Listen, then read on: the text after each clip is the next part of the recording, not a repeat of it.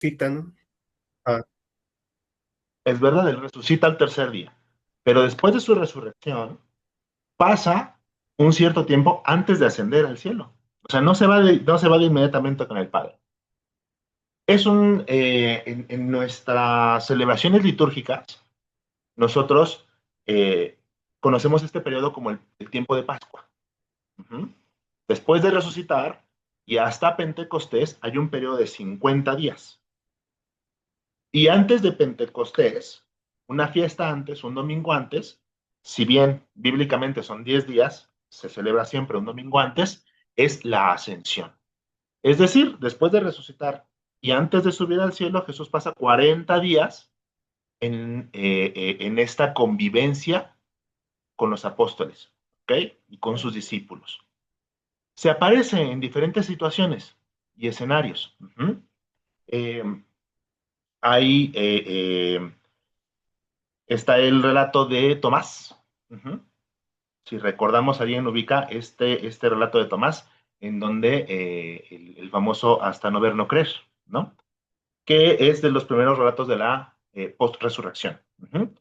Ya las mujeres, María Magdalena y las demás mujeres, habían anunciado a los apóstoles que Jesús había resucitado y algunos tenían ideas mezcladas al respecto. No creyeron de inmediato esto, aunque bien Jesús ya lo había anunciado. Entonces, un día en el que estaban reunidos, todos exceptuando a Tomás, Jesús aparece en medio de ellos. Uh-huh. Y este aparecer es de las primeras cosas que nos da un poquito de las notas acerca de cómo se comportaba el cuerpo de Jesús, porque Jesús resucitó con su cuerpo. ¿Mm? Cuando las mujeres fueron a la tumba estaba vacía.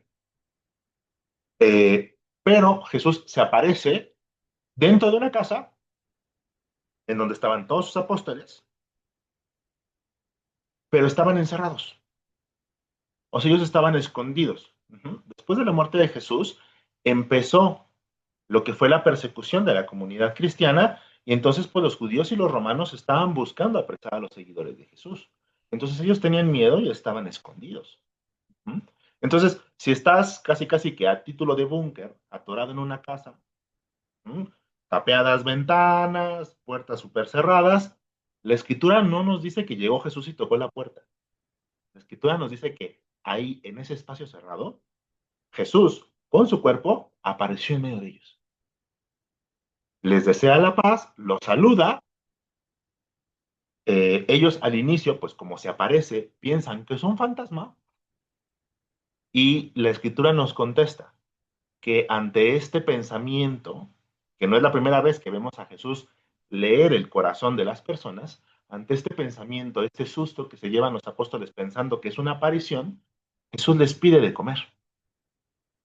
Entonces come con ellos, después se retira. Y Tomás llega después, y pues como dice el meme, ¿no? El día que no fuiste al trabajo, que llegó el patrón, haz de cuenta, ¿no? Llega Tomás con los apóstoles y todos así de, oye, carnal, ¿qué crees que vino Jesús? Vino el Señor. Y Tomás así de, ¿cómo que vino el Señor si el Señor está muerto? ¿No? Y viene esta línea, ¿no? Que está registrada en el Evangelio, en donde Tomás, apóstol, dice, hasta que yo no vea, no creeré. Si yo no puedo meter mis dedos en la palma de sus manos, en el agujero de los clavos, y no puedo meter mi mano en su costado, en la herida de la lanza, hasta que no pueda hacer eso, yo no voy a creer que es el Señor resucitado. Uh-huh. Porque ellos pensaban, o sea, que si un muerto se te aparece, pues es eso, es un fantasma, ¿no? Entonces, a los días, el episodio se repite, pero ya Tomás está ahí. Están todos reunidos, están escondidos, el Señor vuelve a aparecer en medio de ellos, llama a Tomás y le hace esa invitación. A ver, Tomás, yo estoy aquí, toma tu mano, métela en mis manos. Toma tu mano, toma tus dedos, perdón, mételos en los agujeros de mis manos. Toma tu mano, métela en mi costado. Y ya no dudes si no cree. ¿Mm? Entonces, aquí vemos características extrañas en el cuerpo de Jesús.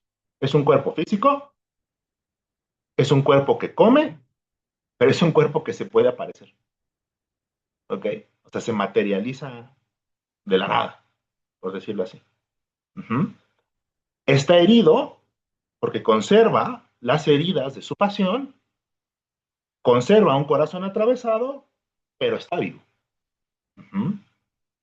Entonces, esta parte en donde entendemos un poquito que es un cuerpo que ya no se puede corromper, es un cuerpo que ya no puede morir, es un cuerpo que ya no puede padecer, pero conserva señales de su vida. Pero si ya no puede morir, entonces no necesita comer, pero puede comer. Es físico, pero puede aparecer y desaparecer. Ujú. Entonces son características extrañas del cuerpo de Jesús y los evangelios nos irán enseñando más cuestiones extrañas. Ujú. Todo esto tiene mucha más finalidad. Vamos a ir con ello poco a poco. Hay otro relato post-resurrección, este está registrado en el Evangelio de Juan, en donde, pues, a ver, apareciéndose Jesús o no, los apóstoles siguen confundidos, ¿cierto? O sea, Jesús inició un ministerio, inició un proyecto de anuncio del reino, se ve aparentemente frustrado por los episodios de la pasión y muerte, y los apóstoles ahorita no saben qué hacer.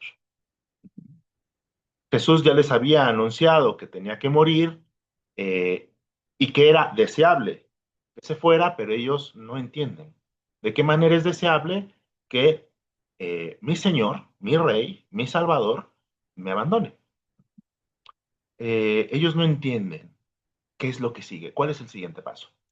Y en uno de los relatos narrados en el Evangelio de Juan, vemos un poquito una tentación a la que podemos sentirnos llamados nosotros cuando estamos pasando por periodos de confusión, que es intentar regresar a algo que ya conocemos. ¿Cómo funciona o cómo vemos esto en el Evangelio de Juan? Vemos a Simón Pedro con su hermano Santiago, perdón, con su hermano Andrés y con Juan y su hermano Santiago pescando. Uh-huh. Ellos cuatro eran pescadores, pero habían dejado de pescar desde que seguían a Jesús. Ajá. Ellos habían abandonado su vida anterior. Pero ante una perspectiva en donde ellos ya no saben exactamente cuál es el siguiente paso, se sienten tentados a pasar a una situación ya conocida. Entonces, el Evangelio de Juan nos muestra a estos apóstoles pescando de noche. Uh-huh. Y teniendo ecos de la pesca en donde ellos fueron llamados, pasan toda la noche y no pueden pescar. Desde la orilla ven una fogata encendida y a un hombre que les grita, amigos, así que han pescado. A lo cual, pues responden ellos que han estado toda la noche echando las redes, pero que no hay pesca, que no hay pescado, no han pescado nada. Y el hombre les contesta, echen la red del otro lado de la barca. Que esta es una línea que Jesús ya les había dicho durante el episodio de la pesca milagrosa, en donde algunos evangelios ubican la vocación de estos cuatro apóstoles, Simón, Pedro, Andrés, Santiago y Juan. Al escuchar esta línea, Simón Pedro se da cuenta que no es un vato cualquiera en la orilla del mar. Voltea con sus hermanos y les dice, es el Señor. Se ciñe, se avienta al mar y nada hacia la orilla para encontrarse con él. Y él los estaba esperando con un fuego encendido otra vez para comer, ajá, para asar el resultado de la pesca. ¿Mm? Él ya los está esperando con la cena y en este momento íntimo en la playa, con sus cuatro apóstoles más cercanos, eh, Jesús hace ciertos anuncios, ¿no? Es en este momento donde vemos la institución del ministerio petrino, es decir, estamos hablando de las cualidades del papado, ¿no? Es el momento en el que le pregunta a Pedro tres veces, ¿no? Ya que él lo negó tres veces durante su pasión, él le pregunta a Pedro tres veces, ¿me amas? Y a la respuesta de Pedro de sí, Señor, tú sabes que te quiero, Jesús le hace una encomienda. Apacienta a mis ovejas, apacienta a mis corderos. Es decir, dale tranquilidad al rebaño y dale tranquilidad a aquellos dentro del rebaño que han sido elegidos como apóstoles. Esa es la diferencia entre las ovejas y los corderos, ¿ok? La oveja es el feligrés en términos generales, el cordero es el ministro, es el pastor. ¿Eh? aquellos que, igual que él, van a dar su vida, que son los apóstoles. ¿Mm? Y también en esa plática le anuncia a Pedro que él podrá ofrecer su vida por él. No ahorita, pero más adelante. Entonces, eh, durante estos 40 días antes de su ascensión, Jesús tiene estos episodios, eh, sí, antes de su ascensión, recordemos, son 40 días hasta la ascensión y de la ascensión a Pentecostés otros 10. Por eso son 50 días de Pascua. ¿Ok?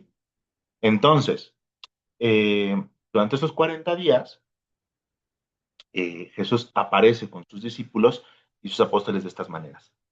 Hay un episodio diferente, un episodio peculiar, y es el último que vamos a abordar porque nos va marcando la línea, ¿no? Ahorita de la sesión. Y es el episodio de Maús. ¿Por qué es diferente el episodio de Maús? Porque el episodio de Maús no se concentra en, o sea, no tiene como protagonistas a los apóstoles, sino a dos discípulos aparentemente anónimos. ¿Ok? El episodio de los discípulos de Maús en realidad es temporalmente más cercano a la resurrección que los demás episodios. Tiene lugar antes, pero lo dejamos al final por esta razón. En el relato de los discípulos de Maús, hay dos discípulos de Jesús, no apóstoles, que van regresando hacia su tierra de origen, que es Emaús. Van regresando de Jerusalén y van abatidos. Ellos, seguidores de Jesús, han presenciado la pasión y muerte de Jesús. ¿No? A ellos no se les anunció la resurrección. Ellos, Jesús muere y regresan. Pasada la Pascua, ellos ya están regresando a su pueblo. Y regresan tristes, ¿no? Nos lo cuenta la escritura, ellos van abatidos de regreso a esta población de Emaús. Y nos comenta el Evangelio que un peregrino se les une en el camino y les pregunta por qué vienen tan afectados. A lo cual los discípulos de Emaús le dicen, oye, pues ¿qué vives en una piedra abajo de Marte o qué pasa? ¿No? O sea, eres el único que no se ha enterado del chisme de Jesús. ¿Ok? Nosotros éramos seguidores de este gran hombre Jesús, profeta, que vino y anunció el reino, pero las autoridades ya se encargaron de él, ya lo ejecutaron. Entonces ellos van desesperanzados, ¿no? Ellos habían seguido al Mesías, pero ellos no lo avisan como Mesías. Ellos no se refieren con el peregrino como el Mesías. ¿Por qué? Porque al final el día fue derrotado. ¿Cómo puede ser? ¿No? Ellos, desesperanzados y desolados, cuentan esta experiencia. Y nos dice la escritura que el peregrino empieza a hablar con ellos acerca de las escrituras. Y les dice, ¿cómo así que no han entendido? ¿No? Y empieza a citarles a los profetas para hacerles entender que la pasión y muerte era un proceso necesario dentro de la misión del Mesías. Total, llegan a Emaús y este peregrino hace como que se quiere seguir, como que él va de largo, ¿no? Y la escritura es bien chistosa porque no lo dice así, hace como que se va a ir de largo, o sea, en realidad está como, no como fingiendo, pero como que hizo la finta, ¿no? A lo cual los dos discípulos de Maús le piden que se quede. Dicen, oye, ya está atardeciendo, ya es muy tarde, ya es muy noche para que continúes tu camino, quédate con nosotros. Quédate con nosotros porque así que hemos disfrutado mucho hablar contigo. Lo invitan a su casa y lo invitan a cenar. Y es en este episodio de la cena donde nos narra la escritura que el peregrino que está acompañando a los discípulos, al bendecir el pan y partirlo, se revela como Jesús. Es en el momento en el que él hace la fracción del pan, en el cual los discípulos de Maús lo reconocen. Pero en ese momento desaparece. Y los discípulos se quedan asombrados y solamente lo comentan y dicen, oh, bueno, se era Jesús. Bueno, ahora entendemos por qué en todo este proceso, en este camino hacia este lugar, mientras él nos explicaba las escrituras, nos ardía el corazón. Ujú. Esto, muchachos, no es de gratis. Esto es una antesala, una prefiguración de lo que es la misa, la Sagrada Eucaristía, que inicia con la predicación de la palabra, la explicación de la escritura y continúa en la Santa Cena, que es la Eucaristía, la fracción del pan. Pero aquí pasa algo bien chistoso y es que entonces nos preguntamos, ¿cómo que lo reconocieron cuando parte el pan? O sea, estuvo caminando con ellos todo el rato y no se dieron cuenta que era Jesús. Entonces, ¿qué es lo que pasa? O sea, que estos muchachos no conocían a Jesús verdaderamente. No, claro que sí, eran sus seguidores. Lo que pasa es que este cuerpo de Jesús tiene cualidades tan extrañas, tan misteriosas, tan inexplicables, que inclusive puede tener una apariencia distinta. ¿Ok? Los discípulos vieron a un hombre común, pero algo en su corazón ya sabía reconocer a Jesús. ¿Por qué? Porque estaban siendo anunciados, se les estaba anunciando la palabra, se les estaban explicando las escrituras. Esta es de la misma manera que nosotros, al escuchar la proclamación de las lecturas y el Evangelio en la misa, nosotros también debemos poder reconocer ahí la voz de Jesús que habla en nuestro corazón. Pero es en el momento de la Eucaristía, este momento sacramental, en donde Jesús se presenta sacramentalmente a través de la fracción del pan, en donde ellos como que se les cae la venda de los ojos y pueden reconocer en el peregrino, pero también en el pan, en las dos cosas, a Jesús. ¿Ok? Entonces, estos son los relatos posteriores a la resurrección. Aquí Jesús nos presenta como un poquito esta realidad de este cuerpo glorioso eh, y esta anticipación de lo que viene siendo la presencia sacramental. Uh-huh. Hay otra cosa muy importante que pasa en estos episodios de la post-resurrección, que es el anuncio del Espíritu Santo. Durante estos 40 días, nuevamente, Jesús no solamente se aparece, come y les muestra la realidad de su resurrección, sino que también hace anuncios interesantes. Cuando los apóstoles empiezan a acostumbrarse a estas apariciones de Jesús, su ánimo mejora. ¿Mm?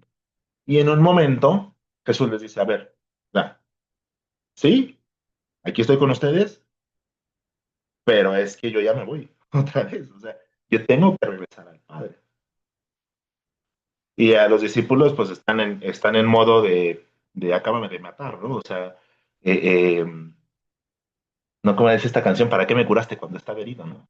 O sea, ellos están recobrando apenas la esperanza y Jesús les dice que tiene que regresar al Padre, que ya no va a estar entre ellos, ya no va a estar en medio de ellos. Anuncia que estará con ellos, pero no en medio de ellos. O sea, su presencia física ya no va a estar. Anuncia la presencia sacramental porque dice, yo estaré con ustedes hasta el fin del mundo, pero a la vez dice, yo tengo que regresar con el Padre. Y el Padre, recordemos, está fuera de la historia, es inaccesible. Los apóstoles están confundidos, ¿no? Ah, eres el Mesías y anuncias el reino de Dios, pero sufres, mueres, pero resucitas, pero dices que te vas, ¿no? Entonces es una montaña rusa emocional para ellos. Otra vez, lo que reina es confusión, no sabemos qué es. Jesús le dice, ustedes deberían alegrarse de que... Y estas son de las líneas como complicadas, ¿no? O sea, si cualquiera de nosotros como cristianos te dicen, si tú quisieras regresar en el tiempo a un momento de la historia, pues muchos de nosotros diríamos, pues es que a mí me gustaría ir al año 30 para poder estar y ver a Jesús en la historia y poder estar con él. Y Jesús, sin embargo, le dice a los apóstoles, esto les conviene, esto es mejor para ustedes. Y avienta una línea que es muy misteriosa para los apóstoles en ese momento. Dice, porque si yo no me voy, no podemos enviar al otro paráclito.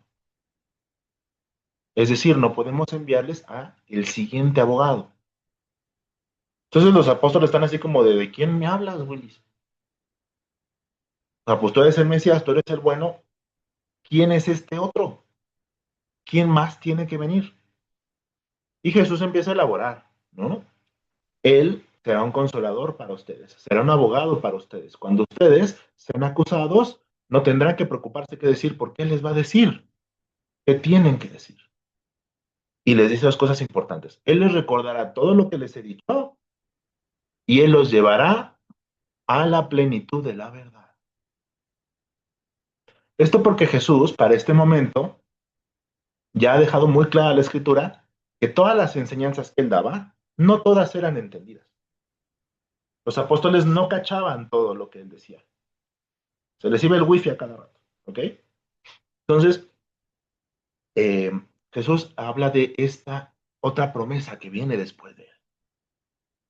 Y termina esta conversación anticipando la asunción, lo cita en un lugar que es donde se despide de ellos y les deja la última indicación para los siguientes días. Les dice, quédense unidos y en oración. Un evangelio nos indica que la instrucción es que permanezcan o que vayan a Galilea y otro evangelio nos dice que permanezcan en Jerusalén. ¿Sí? Esto no es un problema de inconsistencia, es una situación, una diferencia catequética y teológica por parte de los evangelistas, ¿ok? Uno está buscando resaltar una parte del anuncio y otros otra, ¿ok? Lo importante aquí es, el Evangelio de Lucas nos indica que el lugar es Jerusalén y Hechos de los Apóstoles, que es el siguiente libro, parte de ahí. Ellos permanecen en Jerusalén 10 días juntos y orando. Orando y sin saber qué hacer. Orando y escondidos. Orando y con miedo. Orando y sin un plan. 10 días a pura esperanza de que el Señor Jesús les dijo, ya me voy, pero viene otra cosa. Uh-huh. Yo aquí quiero hacer una pequeña pausa. Y yo quiero preguntar, ¿tú te puedes imaginar cómo se pudieron sentir esos 10 días? David Molina, que llegaste y no te hemos oído el día de hoy. ¿Cómo se sintieron los apóstoles? Uh-huh. ¿Cómo crees? Pues no sé, digo, a la vez les dio gusto de volver a ver a Jesús, Uh-huh. pero no sé, como que, pues una sensación rara, ¿no? Como de confusos, se podría decir. ¿Tú crees que alguna vez te hayas sentido así? ¿De que de plano no sabes qué onda? Sí, digo, a lo mejor, sí, alguna vez, no sé, pues cuando, no sé, en la escuela me ha pasado de que cuando veo un tema nuevo, o sea, o que nunca lo vi en mi vida, Uh-huh. pues sí, luego es muy extraño, entenderlo por primera vez. Muy bien. Luis Fernando Vega.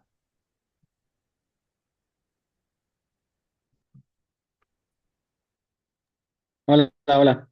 Hola, hola. En esos 10 días, ¿se está Ajá. refiriendo? Sí, esos 10 días en los cuales Jesús ya elevó, ya se fue con el Padre y ellos no saben qué onda. Pues, aparte de que están con miedo y encerrados, yo creo que se han de sentir como, o sea, a lo mejor con esperanza, pero sin saber de qué onda. O sea, de que a lo mejor sí tuvieron confianza o no, o perdiendo la esperanza, la verdad. No quisiera estar en sus, en sus zapatos, pero sí, la debe haber pasado medio raro y medio mal. Ok. ¿Tú crees que has experimentado alguna vez algo que crees que se pueda acercar a ese sentimiento? Pues algo que se pueda acercar, diría que, no sé, igual como temas de la escuela, un examen o algo así, que ves un tema que no has, o sea, que no entendiste y te quedas viendo como el examen así sin entender. pero así cercano a lo que ellos sintieron, pues no creo. Ok. Sheila.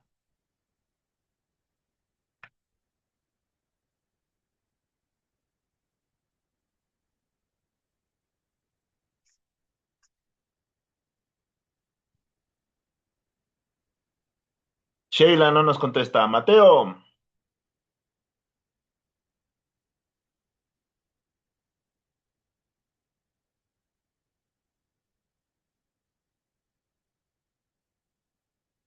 Sheila y Mateo nos dejaron de música de fondo. Brian David.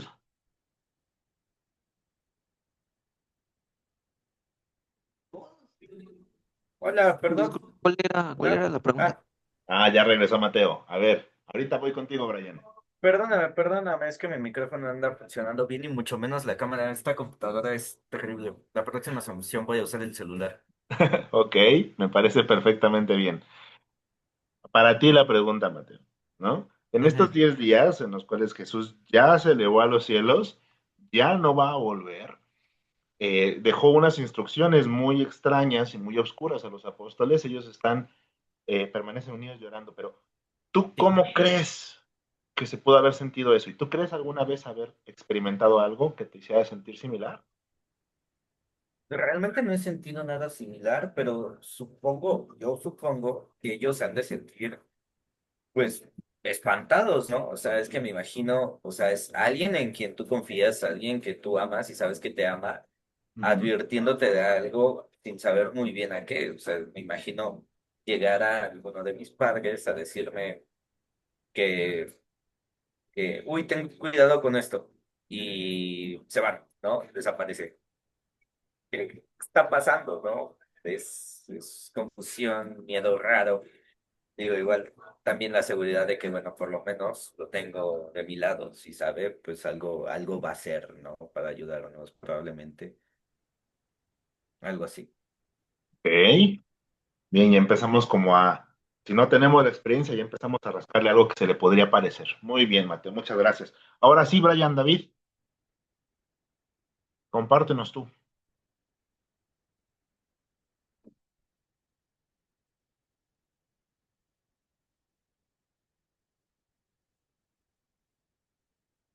¿Qué pasó, Brian? Ya me había abierto el micrófono. ¿Dónde andas? Discúlpeme, ¿cuál era la pregunta? ¿Cómo? Ya le hicimos 5 veces, compañero. Es que como que se me va mucho el internet. Bueno, ok. Otra vez, experimento mental. Ya estás ahí. Eres apóstol de Jesús. Jesús ya resucitó, ya ascendió a los cielos con el Padre. Dejó instrucciones vagas, extrañas. Dice que viene alguien más después de él y nada más te dice quédense juntos. No se separen y permanezcan unidos. Tú pasas 10 días así. ¿Cómo crees que eso se hubiera sentido?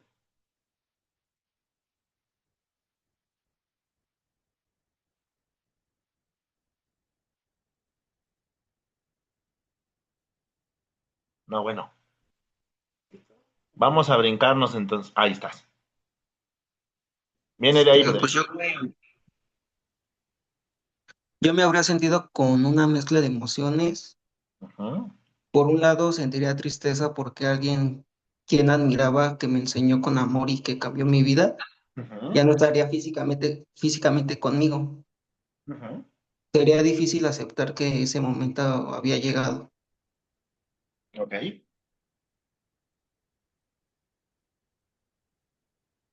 ¿Y qué más? ¿Tú crees que alguna vez te has sentido así en tu vida? Sí, muchas veces, la verdad. Ok. No, no hace falta si no queremos compartir el escenario particular, pero quiero que te quedes en ese sentimiento ahorita, ¿vale? Sheila,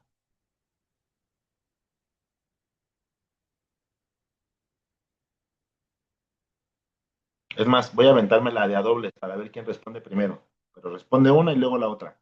Sheila y Daisy Rincón, misma pregunta.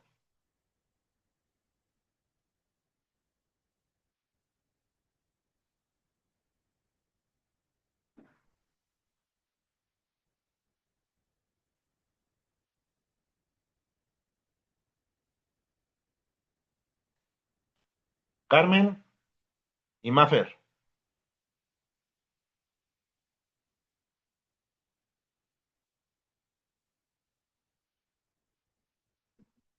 Venga. Hola, Nota, ¿eh? Ah, ya llegó Carmen. Muy bien. Carmen, misma pregunta. sí, pues yo creo que igual se sintieron de una manera angustiados y tristes, pues porque no sabían si él iba a volver. Ok. Bueno, él ya dijo que no va a volver. Dijo que viene otro. Sí, ¿Tú crees que alguna vez te has sentido así, de alguna manera? sí, Ok. sí. En el momento en que mi mamá enfermó, estuvo en el hospital y la intubaron, entonces pues yo no sabía si ella iba a vivir. Exactamente. Este tipo de experiencias, en donde estamos ante la anticipación de cosas muchas veces terribles, muchas veces eh, dolorosas, difíciles, pero que no sabemos qué es lo que sigue, son más o menos este tipo de sentimiento. Podemos ubicarlo en el escenario que nos comentó Carmen, de repente ante un diagnóstico médico un poquito incierto, ¿no? Alguien que está haciéndose pruebas, híjole, eso no es cáncer, eso no es esto, lo otro o aquello. Ejemplo. Eh, Tal vez en algún momento, una perspectiva de separación en la familia. Eh, en algún escenario, por ejemplo, un, cuando hay una pareja de por medio, ¿no? Una situación de repente de un retraso, ¿no? Y de repente agarras y dices, híjole, ¿qué pasó? ¿Ya vamos a hacer tres o qué onda? Estos escenarios en donde nos enfrentamos ante una incertidumbre que puede cambiar drásticamente el rumbo de nuestra vida, eh, son situaciones bien complicadas. Vale. Y aquí estamos hablando de que estos 11 pelados, más la Virgen María, pelados los apóstoles nada más, pues están en este escenario.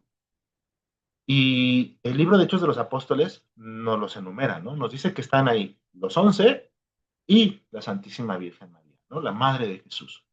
Ellos están juntos, ajá, siguiendo la instrucción de Jesús y llevan estos 10 días haciendo ayunos y orando. No saben qué están esperando, no saben qué puede pasar, están que se mueren de miedo y yo quería que reflexionáramos, intentáramos ponernos en este sentimiento aquellos que hayan experimentado algo así, por eso les hacía esa pregunta, porque lo que sigue es impresionante. Hechos de los Apóstoles nos comenta, nos ilustra este escenario y literalmente nos sacude, ¿ok?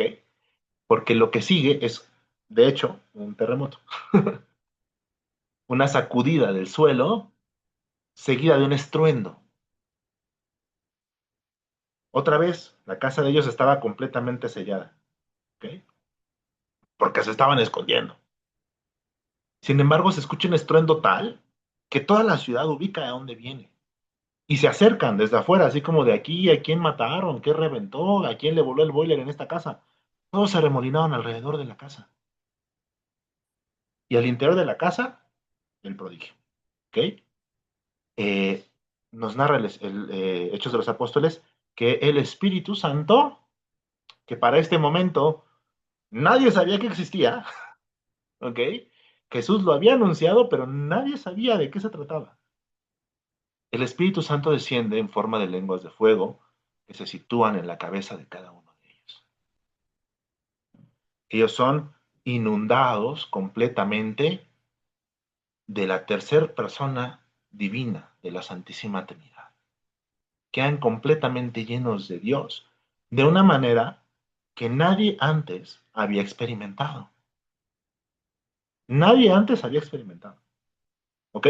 La escritura nos habla del Espíritu Santo acompañando o siendo derramado sobre profetas, sobre reyes, sobre jueces. Nos habla de personajes excepcionales que contaban con la presencia del Espíritu Santo. Pero de esta forma jamás. De la manera en que lo están experimentando los 11 apóstoles sobrevivientes, recordemos Judas Iscariote ya no está en el cuadro, estos 11 apóstoles y la Santísima Virgen María, nadie había experimentado eso hasta ese momento. ¿Cuál es el resultado? No, al contrario de lo que uno podría pensar, nadie se salió a dar vueltas en el piso porque se estuviera quemando la cabeza, ¿verdad? Esto solamente es, otra vez, es la imagen, ¿no? Es la simbología fantástica. Pero lo que sí tenemos muy claro es que la experiencia que ellos tienen es de una renovación completa.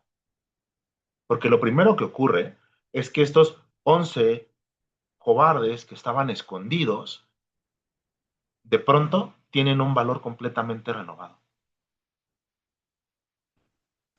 Se abren las puertas de la casa, aprovechando que el estruendo congregó a toda la ciudad alrededor, porque todo el mundo se preguntaba qué estaba pasando. Sale Simón Pedro encabezando a los 11 apóstoles y empiezan a predicar. Esos que instantes antes estaban escondidos y no querían que nadie los encontrara porque tenían miedo a que los metieran en una cruz, estos salen al encuentro de una ciudad completa a predicar el Evangelio. Y con palabras duras, porque la primera aseveración de Simón Pedro es: Jesús de Nazaret, aquel a quien ustedes crucificaron, es Mesías y Señor. Nos narra Hechos de los Apóstoles que fruto de esta primera predicación 5,000 personas se convirtieron, sin contar mujeres y niños. Uh-huh. Y este es el inicio de la misión de la iglesia. Podemos simbólicamente, teológicamente, ubicar por decirlo así, el cumpleaños de la iglesia católica en diferentes momentos, ¿ok? El más temprano, si quieres, en la institución del ministerio petrino, eh, el más teológicamente significativo en el corazón lanzado de Jesús, pero si quieres ponerlo histórico, es Pentecostés. Esta comunidad, este grupo de apóstoles que empiezan a ser una comunidad completamente bañada del Espíritu y empiezan a predicar de forma valiente. Nos comenta también Hechos de los Apóstoles que en esta población de 5,000 personas que estaban alrededor escuchando este chismarajo, había personas de diferentes lugares, porque era Jerusalén, estamos hablando de una gran ciudad, ¿ok? Que era gentes de muchos lados. Y la escritura no es gratuita al respecto, nos enumera 12 locaciones diferentes. Y nos dice que todos los asistentes decían: aquí viene gente de tal lugar, de tal lugar, de tal lugar, de tal lugar, de tal lugar, de tal lugar, de tal lugar y de tal lugar. Y todos escuchamos a estos hombres predicar como si hablaran en nuestra lengua. Esto es como, literalmente, como si ahorita, no sé, viene toda la gente del mundo al mundial, estás en una grada y estás rodeado de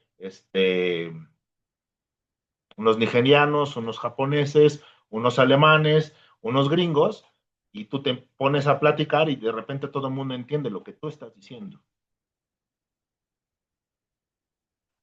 Eh, esta situación del don de lenguas aquí tiene un paralelo interesante, porque eh, Pentecostés viene siendo el reverso de la historia de la Torre de Babel. Como tal no la vimos nosotros en nuestro paso muy apresurado por el Génesis, no lo vimos, pero algunos tal vez ubiquen un poquito el relato de la historia de la Torre de Babel, ¿no? Es la forma en cómo la escritura da razón de la existencia de los diferentes lenguajes. Pero aquí estamos hablando de una comunidad que habla un lenguaje universal, un lenguaje que cualquier persona puede entender. Y es el lenguaje de la ley del amor. Aquello que fue separado por la soberbia del ser humano encuentra reconciliación en aquellos que están llenos del Espíritu Santo. Este episodio de Pentecostés termina llevando a los apóstoles a todos los rincones de la tierra para predicar el Evangelio. Y nos empieza a enseñar ya quién es este otro paráclito del que hablaba Jesús. ¿Cuáles son sus características? ¿Qué efectos visibles tiene en la vida de una persona? Y yo quiero regresar a este sentimiento que estábamos viendo antes de este relato, ¿no? Este sentimiento de desasosiego, de incertidumbre, de dolor que podemos haber experimentado en algún momento en el que nos sintiéramos así. Y si yo te digo que tú estando completamente sumergido en ese estado, algo pasa que te llena completamente de valor, que le da un sentido completamente nuevo a tu vida, ¿tú qué sentirías de tener esa posibilidad al alcance de tus manos? Carmen, me voy a permitir regresar contigo. ¿Estás ahí? Sí, aquí estoy.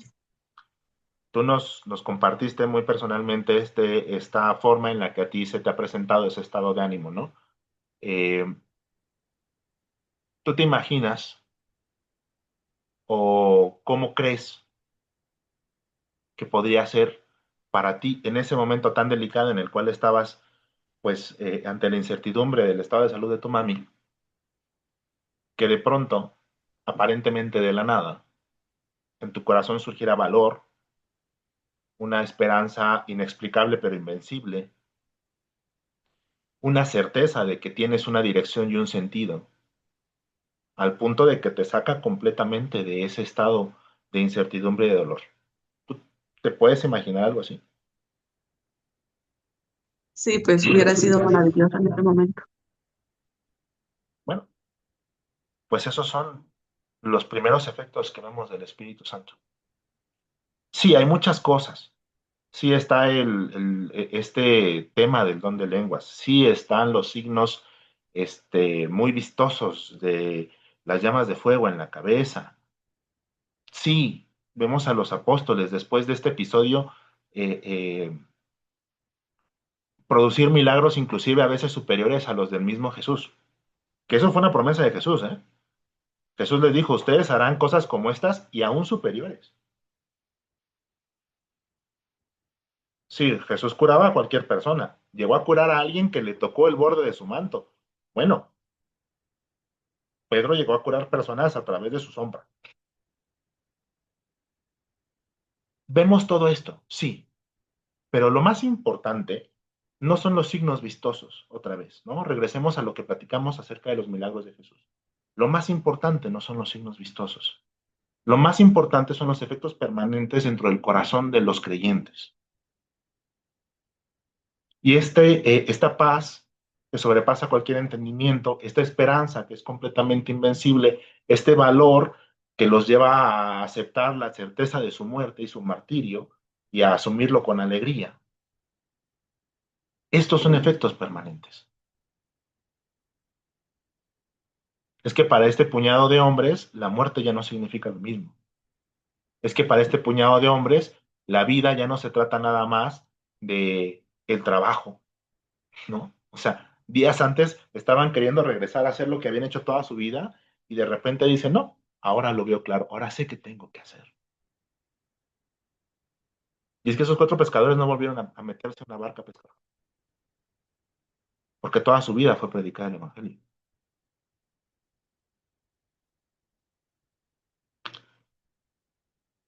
Este, eh, este episodio ya empieza a marcarnos la vida de la comunidad primitiva, de esta iglesia que empieza a descubrir los sacramentos, que siguiendo el mandato de Jesús en su ascensión, empieza a bautizar. Jesús no bautizó. En todo su ministerio no se nos narra que Jesús hubiera bautizado. El único bautismo que vimos es el bautismo de Juan el Bautista a Jesús. Y sabíamos que Juan el Bautista bautizaba a muchas personas. Pero ahora, por mandato de Jesús, ellos entregan un nuevo bautismo, un bautismo que es en el nombre del Padre, del Hijo y del Espíritu Santo. Y es por medio de este bautismo que se integran más personas a la comunidad de creyentes. Y empezamos a ver que además del bautismo, se requiere recibir el mismo espíritu que ellos recibieron en Pentecostés. Y entonces inicia el gesto de la imposición de manos, que es la confirmación. Que todos aquí ustedes están apuntados, algunos para más, pero al menos todos aquí para la confirmación. Ese sacramento de la confirmación es el eco, o no, ni siquiera es el eco, es la actualización, es volver a traer al presente ese momento de Pentecostés. Y los apóstoles descubren de repente que así como ellos fueron inundados completamente del Espíritu Santo, ellos ahora lo pueden provocar eso a través de un gesto sacramental que es la imposición de las manos. Empieza a generarse las semillas de la liturgia. Ellos entienden que también Jesús mandó que la fracción del pan se repitiera como un gesto.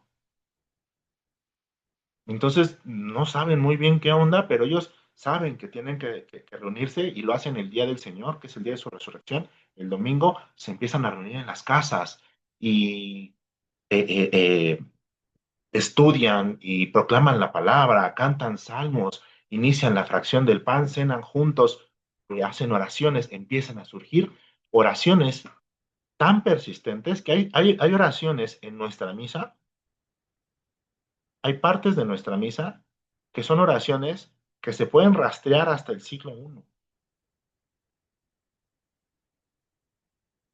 que ya están surgiendo en esta comunidad que se está extendiendo como fuego. Uh-huh. Hechos de los Apóstoles es un libro increíble. La gran mayoría de este módulo se centra en los episodios de Hechos de los Apóstoles y nos narra todo esto, ¿no? Eh, alguna vez un sacerdote con el que estudiamos nos decía, ¿no?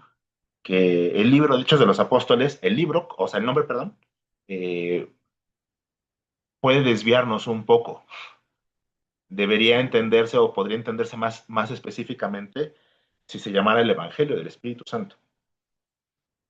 Porque en realidad no habla de muchos apóstoles, ¿ok?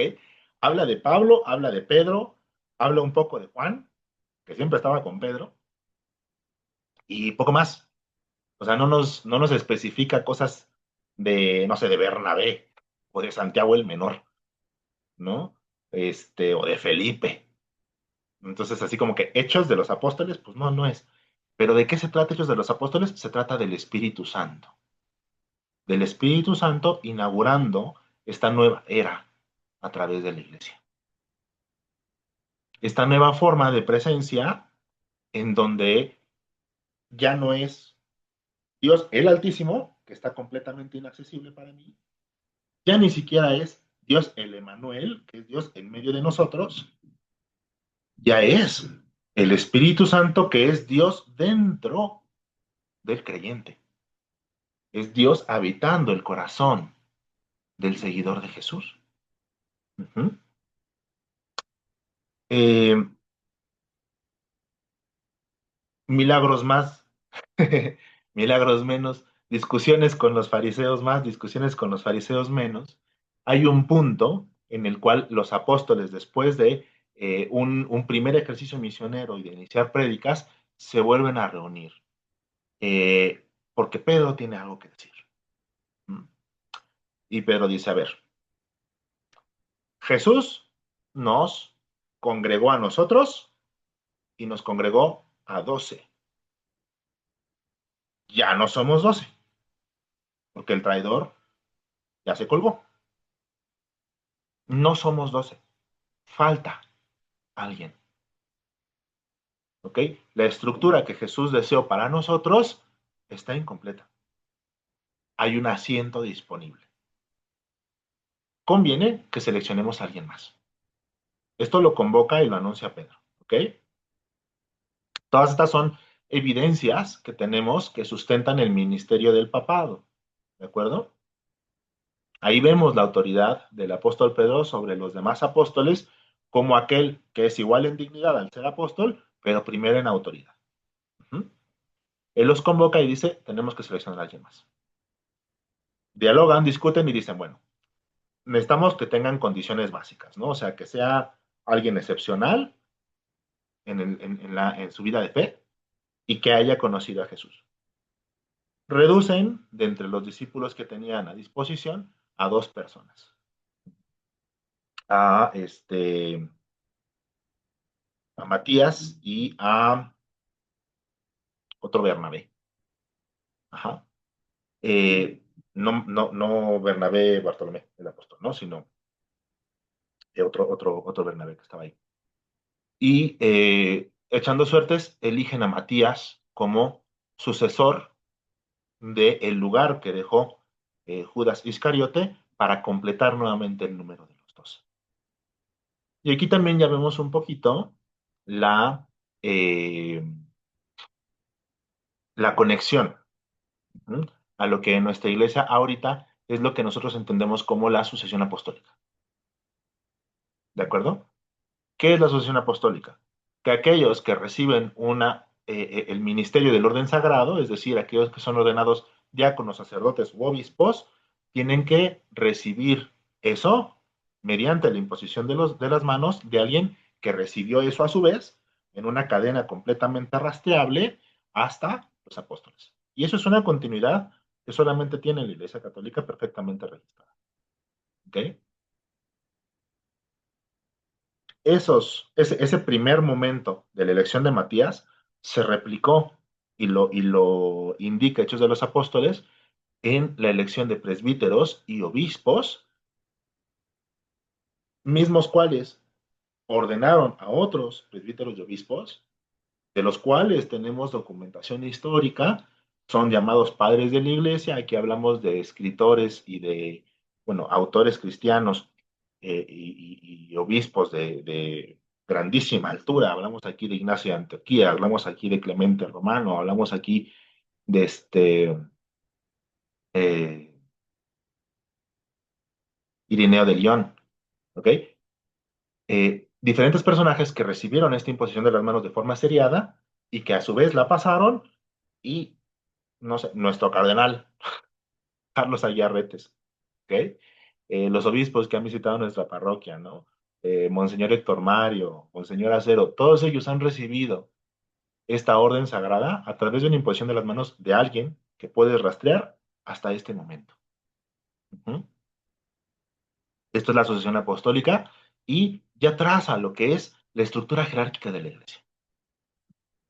Nuestra iglesia al día de hoy, sí, ciertamente, ha incorporado, ha enriquecido muchos más elementos de lo que era la vida de la iglesia primitiva. ¿Ok? Para empezar, el sacerdocio como un orden sagrado no inició de forma inmediata. Las primeras Eucaristías eran celebradas por los fieles, no importara quién. El orden sagrado se instituyó después por conveniencia, lo dice Hechos de los Apóstoles mismo.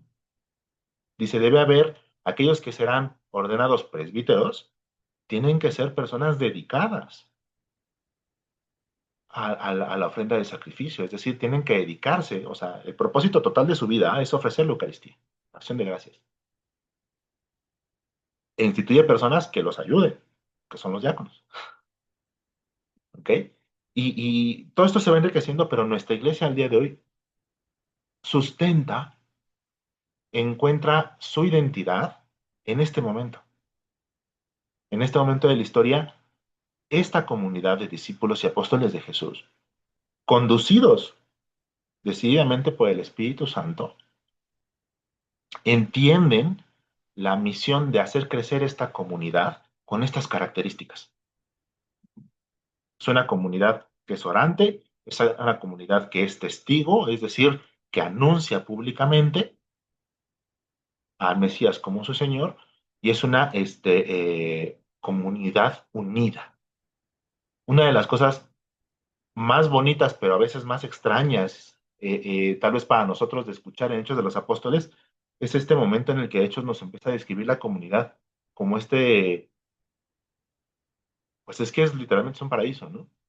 Nos dice, dentro de la iglesia, nadie tenía nada para sí mismo, todo era de todos, de modo que nadie pasaba necesidad. Así aquellos que tenían muchos bienes, los vendían y los ponían a los pies de los apóstoles y ellos repartían según las necesidades de todos. Y antes de que agarren y digan, ay, entonces sí éramos comunistas. No, no va por ahí. ¿Ok? No va por ese lado. Va sencillamente por el lado de que es una comunidad en donde todos están tan comprometidos a nivel personal con el bienestar del otro, que ya nadie considera algo exclusivamente propio. Todo lo que todos tienen tiene sentido en tanto que sirve para los demás. Yo quiero preguntarles, ¿ustedes se pueden imaginar una comunidad que viva así? Un grupo amplio de personas en donde todos se amen profundamente tanto, Sí, que puedan el negociar. humano es capaz de No, hacer eso. no creo. Daisy dice que no, Mateo dijo que sí o que no. Yo digo que sí. Mateo dice que sí. No sé, me parece que es algo sumamente complicado. Daisy dice que está muy complicado. ¿Quién más? O sea, lo digo en el sentido por cómo es la gente ahorita. O sea, es súper difícil que todos se lleven súper bien. Siempre van a tener, o sea, sus diferencias. Y eso crea conflictos. Y Ujú. para el ambiente que nos está describiendo, no lo sé. O sea, lo dudo mucho, es mi opinión. Ok. ¿Quién más? ¿Quién más? Yo quiero escucharlos a todos. Pues yo creo que pues, es difícil, o sea, de que hoy todos, las personas se lleven bien, ¿no? Porque, por decir, a mí me pasa en la escuela, ¿no? O sea, a veces como que yo conecto con otros compañeros de otros grados o de otros grupos que con los míos, o sea, pues de hecho, realmente, a lo mejor de mi salón le hablo como a tres, y eso porque son con los que medio me llevo, pues. Ujú. O sea, porque unos son inmaduros y, o sea, como que no hago conexión con ellos. Pero en sí eso, sí, realmente, para que todos se lleven bien o que todos se quieran, pues sí es realmente difícil. Ok. ¿Quién más? Ya escuchamos a Daisy, a Mateo y a David Molina. ¿Quién más? ¿Quién más?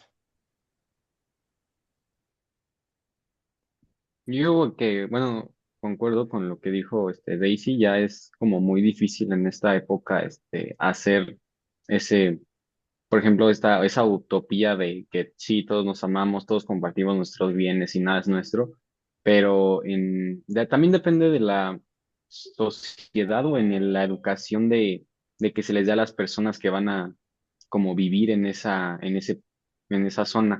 Ujú. Entonces sí va a estar difícil. No es imposible, pero va a estar complicado. ¿Quién más?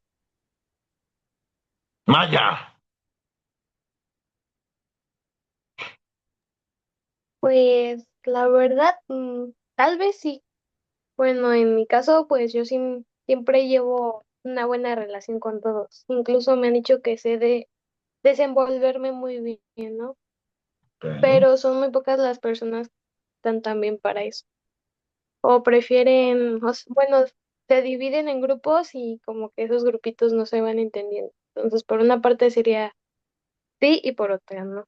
Porque, o sea, son muy pocos las personas que se prestan a mejoras. Ok. Mm, a ver, Carmen. Pues yo también lo veo complicado, aunque no imposible. Y eso estaría pues genial. Ok. Maffer.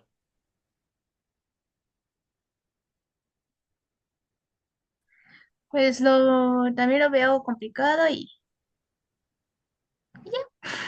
Y ya. O sea, es David que no es Tamayo, imposible. Brian David.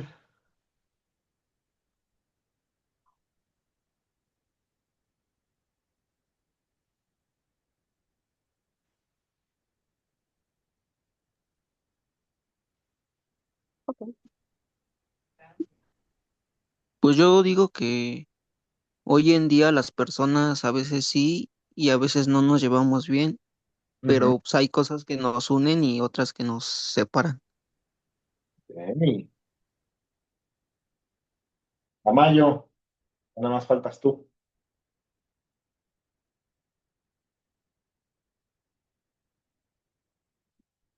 A Tamayo se le está congelando la conexión. Ya lo vi. Bueno,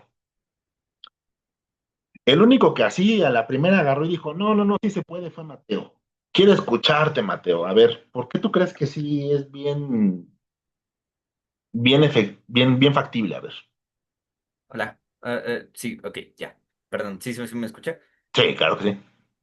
Yo creo que sí se puede hacer, la verdad, no lo veo tan complicado, porque pues realmente, pues como que es algo muy normal del ser humano. De hecho, por eso pudimos sobrevivir cuando fuimos más animales en la naturaleza, antes de estar así en la sociedad, y es por la comunidad. Normalmente el ser humano es un animal social, y la Ujú. comunidad, pues a fin de cuentas es amarnos. Cuesta trabajo creerlo porque vivimos en una sociedad muy hostil, vivimos en una ciudad, pero yo creo que con amor, con Cristo, con nosotros de nuestra parte, yo creo que sí, puede ser ese tipo de sociedad. Las claves importantes a las que están llegando, dense cuenta. A ver, ¿estamos de acuerdo que llegar a ese límite en el cual tu cuidado del otro llegue al punto tal en el que agarres y digas, esto que es mío, me desprendo de él? A ver, también, ¿eh? O sea, entendamos la radicalidad. Esto no es un ejercicio solidario como de, ay, no sé, se nos inundó Veracruz y Puebla, ráscale ráscale a tu closet a ver qué ropa ya no usas para donarla. No, aquí estamos hablando de tu hermano de comunidad, que no necesariamente es tu hermano de sangre, no tiene casa, mételo en tu casa. Ajá. Entonces, estamos hablando de, tienes tú tu casa y tu casa de Cocoyoc. Bueno, esa ya no es tu casa de Cocoyoc, va a ocuparla una familia que no tiene qué hacer, ¿no? O sea, ya no tiene para dónde irse. O sea, hablamos de una radicalidad importante. Y eso no puede concebirse si no es a través del amor, si no es a través de algo en común que es muy fuerte.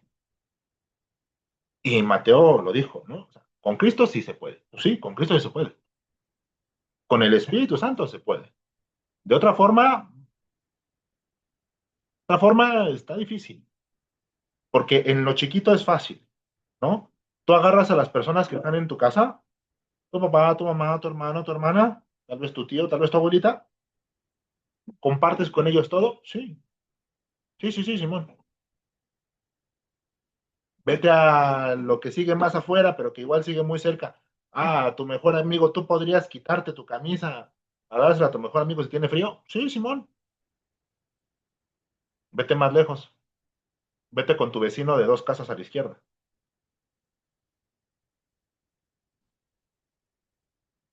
¿Le regalarías tu carro a tu vecino de 2 casas a la izquierda nomás porque le hace más falta que a ti?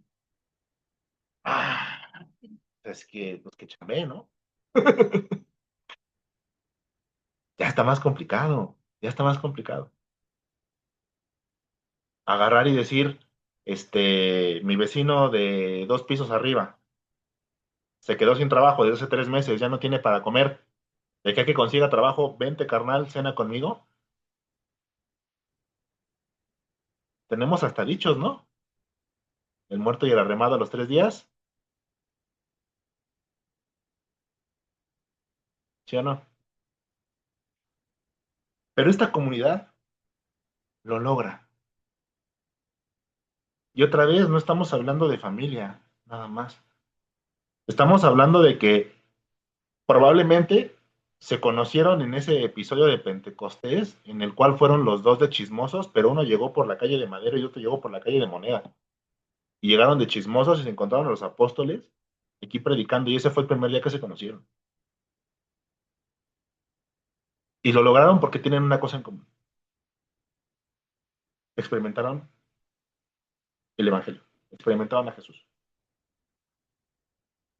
Están siendo conducidos por el Espíritu Santo a una vida que los quiere llevar a convertirse en otro Cristo para los demás. Eso es lo que tienen en común. Probablemente es lo único que tienen en común. Y lo ven realizado. ven esta utopía, verdaderamente, la ven realizada en esta comunidad. Bueno,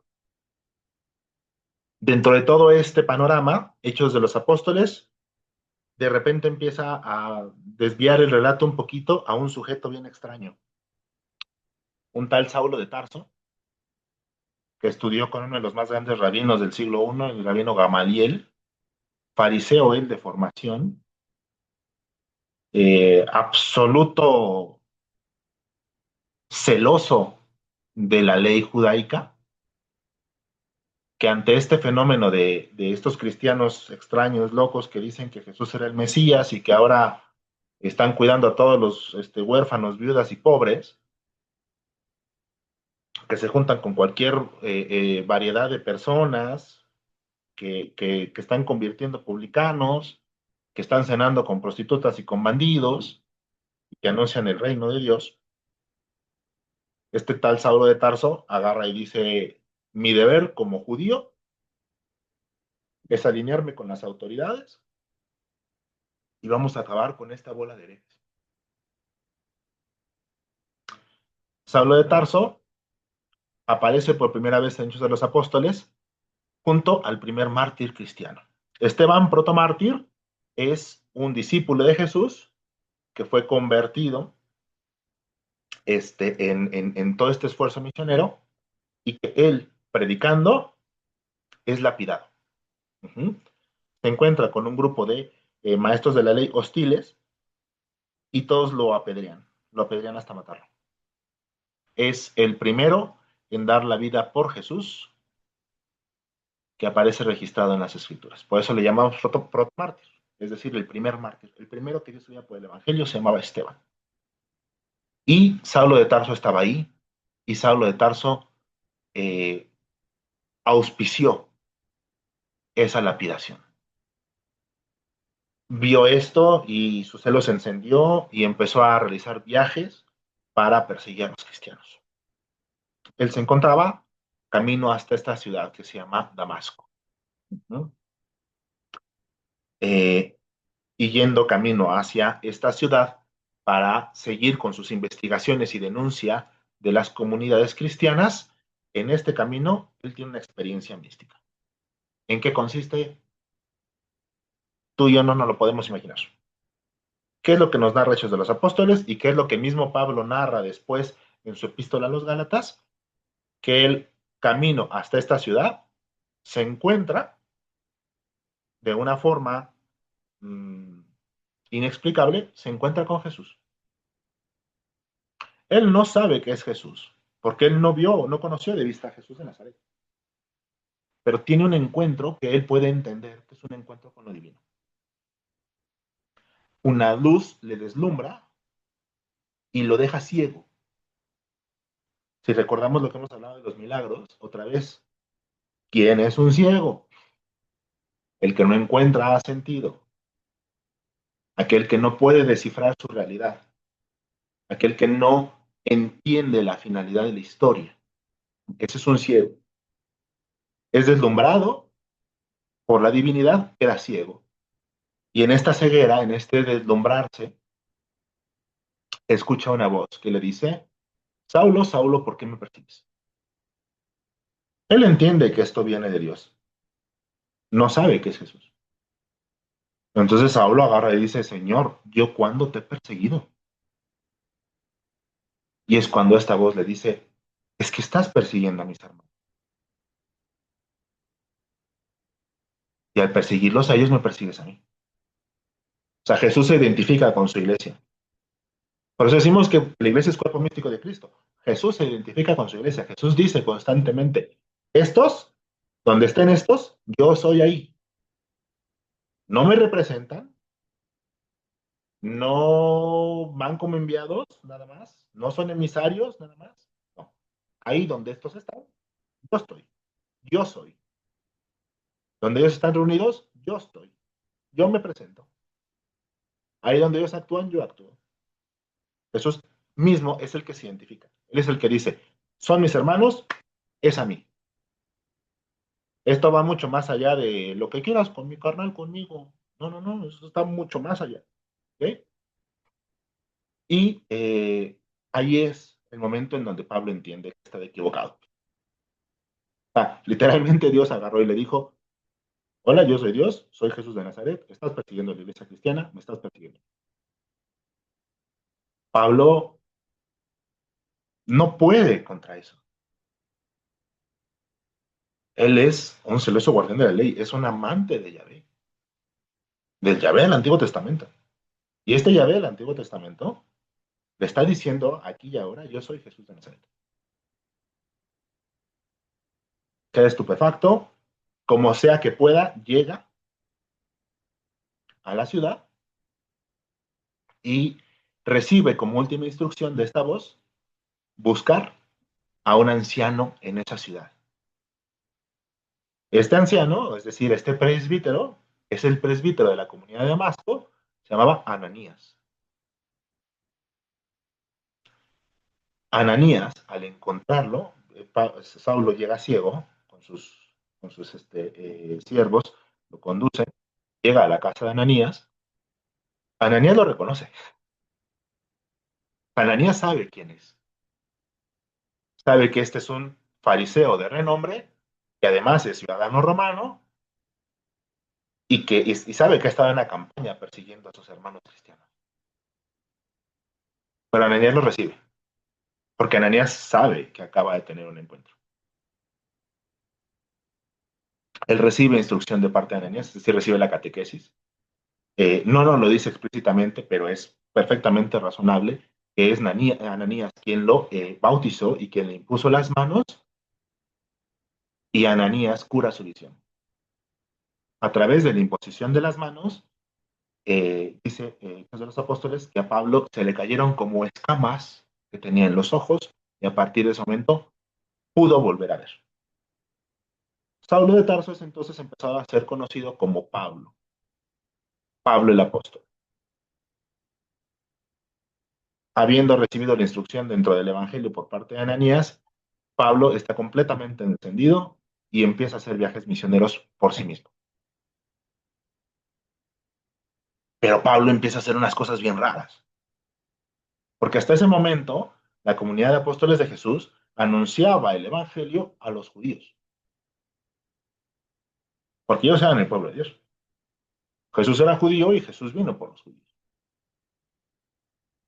Y este hombre, o sea, si bien Jesús haya tenido encuentros con extranjeros, eh, no, no había llegado la comprensión del colegio apostólico todavía a entender que Israel ya no era una etnia, y era una promesa abierta a todas las naciones.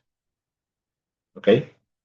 Ellos no lo habían entendido todavía, pero el Espíritu Santo se guía, o se sirve de Pablo para este propósito, porque Pablo empieza a predicarle a los gentiles. Entonces de repente están los apóstoles y de repente les llega el chisme, ¿no? Oigan, ¿se acuerdan de Saulo de Tarso, ese fariseo loco que nos estaba acusando para matarnos? Sí. ¿Qué creen que ya se convirtió? Ah, pues qué padre. Gloria a Dios. Pasan los meses y llega el chisme. Oigan, ¿se acuerdan de Saulo de Tarso, ese loco que se convirtió? Sí. ¿Qué creen? Que está bautizando gentiles. Espérate, ¿con permiso de quién? No, pues es que él dice que Jesús le dijo. Ay, pues vamos a ver de qué se trata esto. Las comunidades cristianas que ya habían recibido el anuncio por parte de los apóstoles empiezan a recibir gentiles conversos o gentiles que se quieren convertir, y les dicen, bueno, es que primero tienes que hacerte judío. O sea, la promesa es para los judíos y el judío se tiene que circuncidar. Entonces, vámonos, toca circuncidarse. Y esta gente así como de, oye, pero es que Pablo me dice que no.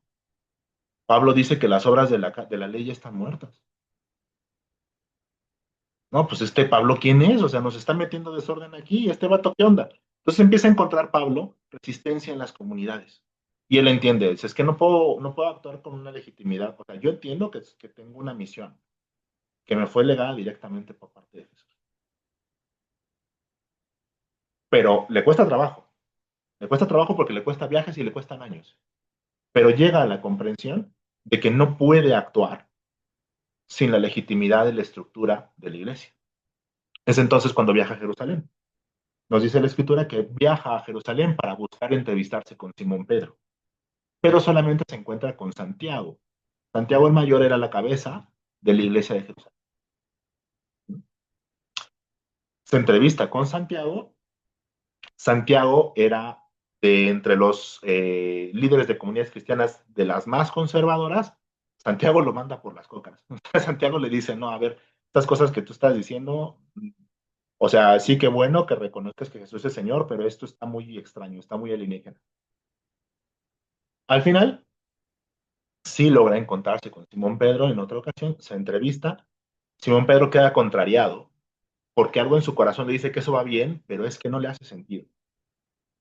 Hasta un momento en el que decide ir a encontrarse con una de las comunidades fundadas por Pablo, que es una comunidad de puros gentiles. Son puros gentiles, no seguían las leyes de los judíos. Entonces ellos comían cosas que los judíos consideraban impuras. Se entrevista con ellos y obviamente ellos lo invitan a comer. Simón Pedro tiene un sueño entonces en donde Jesús le revela que ya no hay alimentos impuros. Entonces al día siguiente se entrevista con Pablo, se entrevista con los cristianos gentiles y come cosas que un judío no se supone que tuviera que comer. Hay una serie de diferencias y todo, pero al final esto nos conduce a el primer concilio, el concilio de Jerusalén. ¿Qué es un concilio? Un ejercicio en el cual se reúne en este momento el colegio apostólico, pero en nuestra actualidad los concilios son la reunión de todos los obispos del mundo para discutir cuestiones de doctrina o de dirección de la iglesia. Entonces, el primer concilio de Jerusalén tiene un tema muy específico. Todos estamos anunciando el Evangelio, todos estamos anunciando a Jesús, el reino se está haciendo presente en donde vamos, pero está este tema en el que no nos ponemos de acuerdo. ¿Ya vamos a aceptar a todos? ¿Todo el mundo va a entrar a esto? Porque hasta donde estábamos íbamos a ser nada más los judíos. Y si ya van a entrar todos, ¿tienen que entrar como judíos o ya no es necesario? Hay cosas a las cuales ya no estamos sujetos. Discuten esto los apóstoles, escuchando el caso que está expresando Pablo, y conducidas por el Espíritu Santo llegan al entendimiento de que efectivamente hay cosas a las cuales ya no se están sujetos. Ellos eran judíos y como judíos, nacieron, crecieron judíos, pues podían seguir comportándose como judíos. Pero aquel que tiene un encuentro con Jesús de Nazaret y proviene de cualquier otro tipo de fe o cualquier otro tipo de etnia, no tiene que sujetarse como requisito previo a las condiciones judaicas. Porque claramente Jesús llevó la ley a su perfección. Entonces, el Concilio de Jerusalén tiene como resultado el que la predicación ya es abierta a todo mundo, ya los gentiles son invitados. Ellos entienden ahora, es que el Espíritu les lleva a comprender cosas que antes no entendían. Este es el momento en el cual se cumplen las promesas de los apóstoles, de los profetas. Ese momento en el cual Ezequiel hablaba de que todas las naciones le pondrían las armas y podrían cosechar juntos, ese momento que Isaías anunciaba en el cual todas las naciones se sentarían a la mesa con Israel, ellos entienden ese momento es ahora. La promesa de Dios no es nada más para nosotros, es para todo el mundo. Este es el momento en el que eso se cumple. Eso se sigue experimentando en la iglesia hasta hoy. El protoconcilio de Jerusalén sirvió como modelo para que la comunidad cristiana enviara a sus obispos a discutir las cuestiones cada vez que una duda salía. Entonces, cuando hay cristianos que se empiezan a preguntar, ¿Jesús era Dios o no era Dios? ¿O cómo funcionaba la divinidad de Jesús? ¿Era hombre o no era hombre? ¿Cómo funciona la humanidad de Jesús? Gente salía con respuestas muy diferentes, muchas de ellas muy desviadas, y entonces la iglesia decía, a ver, nos paramos tantito, se reúnen los obispos, discuten esta cuestión a la luz del Espíritu Santo y ellos nos dicen qué pasa. Entonces se reúnen los obispos en Nicea y el resultado son las tesis más importantes del credo que tenemos al día de hoy, ¿no? Donde tenemos ya el entendimiento del Dios uno y trino. ¿El Espíritu Santo es persona o no es persona? Concilio, sí es persona. Este, eh, las formas del pan y el vino son presencia real de Jesús o es presencia simbólica. Concilio, doctrina. Oigan, la Virgen María siempre fue, perdón, la concepción de la Virgen María fue inmaculada, ¿sí o no? Concilio, respuesta. Esa es la forma en la que la Iglesia sido conducida, perdón, por el Espíritu a lo largo de la historia. Y encontramos ese modelo en el Concilio de Jerusalén que nos narra Hechos de los Apóstoles. Esto es en su capítulo, espérenme un tantito, ¿no? Su capítulo 15, no, 17, perdón. Ahí vemos todo este proceso del Concilio de Jerusalén. Entonces nos damos cuenta cómo la iglesia en su estado actual bebe completamente de todo lo que vemos en Hechos de los Apóstoles. Es que sí, Pedro convoca a los obispos y todo, pero al final del día no es nada más él. El Espíritu Santo se manifiesta y su autoridad rige a los demás, pero en ciertas cosas es que se tienen que reunir todos para ver qué onda. Uh-huh. Y la iglesia cada vez que ha tenido un reto importante, concilios. Que ya se separó la iglesia de Inglaterra, que ya se separaron las iglesias alemanas, que Martín Lutero está haciendo sus propios relajos. La iglesia convoca concilio, Trento, reformas de la iglesia. Seguimos para adelante, reafirmamos lo que sí es. Año 396. Oigan, de los libros que tenemos, ¿qué cosas son palabra de Dios? ¿Qué cosas son inspiradas? ¿Qué son textos sagrados y qué son textos nada más de enseñanza? Concilio de Hipona. Resultado, la Biblia. Entonces, esa es la forma en cómo ellos nos empiezan a narrar la realidad de la iglesia primitiva que nosotros podemos ver hasta ahorita. Uh-huh. Pablo entonces es legitimado en su apostolado y él continúa haciendo misión con los pueblos gentiles. Llega este momento extraño, porque Pablo tiene resultados mixtos. Hay lugares en donde tiene predicaciones muy exitosas, funda comunidades, las comunidades perseveran, ¿no? Podemos encontrar esto a través justamente de sus cartas, ¿no? Siempre que vemos en el Nuevo Testamento carta del apóstol San Pablo a los Gálatas, estamos hablando de que Pablo pasó por Galacia, fundó comunidad y se sigue escribiendo con los habitantes de Galacia para guiarlos. Uh-huh. Que si en Corinto, que si en Éfeso, que si en que si en Roma. Uh-huh. Entonces Pablo pasa por todos lados fundando comunidades, algunas pegan, otras no.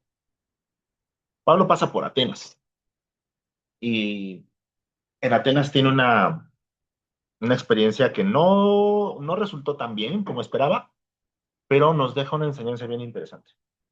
Cuando Pablo pasa por Atenas, Pablo se está enfrentando a los filósofos más agudos de la historia. ¿Okay? Estamos hablando de filósofos en Grecia que tienen escuela de pensamiento de, no sé, de 300 a 500 años de historia de filosofía. ¿Ok? Se enfrenta a estoicos, se enfrenta a epicúreos, se enfrenta a neoplatónicos. Todos ellos con ideas mayormente o menormente opuestas al Evangelio, algunas concordantes, más o menos, ¿no? Pero se está enfrentando a personas que tienen una cultura del debate bien interesante y muy sólida, muy sólida. Es una experiencia que Pablo nunca había experimentado, ¿no? Una ciudad tan erudita con gente tan acostumbrada a discutir ideas. Pablo no puede llegar a predicar, tiene que llegar a debatir. Y Pablo anuncia el Evangelio utilizando un gesto del lugar. Ujú. Pablo, cuando visita Atenas, conoce el panteón griego, es decir, este lugar en donde se reservaban los espacios de culto de todos los dioses griegos, y encuentra un monumento extraño, porque es un monumento que no tiene una figura antropomorfa. Ustedes ubican a los dioses griegos, ¿no? Que si Apolo, que si Demeter, que si Hades, que si Zeus, ¿no? Y todos ellos tienen forma antropomorfa, o sea, todos ellos se ven como personas. Eh, Hay un monumento que no tiene una figura, que es solamente el baluarte. Y se acerca a Pablo y ve esta inscripción que dice al Dios desconocido. Empieza a indagar, ¿quién es este Dios desconocido?